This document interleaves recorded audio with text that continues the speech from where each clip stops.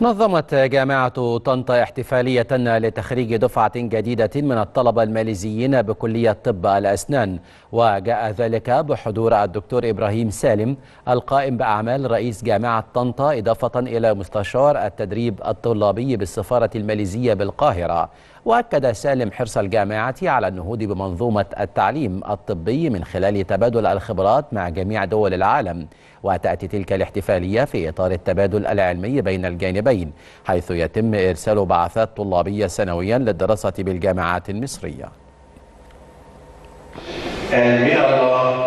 بقول لهم ألف مبروك، ويعني بنشكرهم على إن هم درسوا عندنا هنا لمدة 5 سنوات، وبتمنى إن هم يكونوا سفراء لنا بالخارج ويروجوا للدراسة في مصر، لأن هم فعلا عصروها وشافوها، ويدعوا زملائهم في ماليزيا إنهم يجي يدرسوا عند تاني، وهم برضو نفسهم إن شاء الله يكونوا طلبة في المستقبل بإذن الله عندنا في الدراسات العليا. هو حقيقة إحنا عندنا تعاون بين الحكومة الماليزية ومصر منذ بداية السبعينات، فبداية من أيام 2007 فاتفقنا على موافقة جديدة، فكل سنة احنا بنبعث تقريبا 20 إلى 30 طالب لكل جامعات في مصر.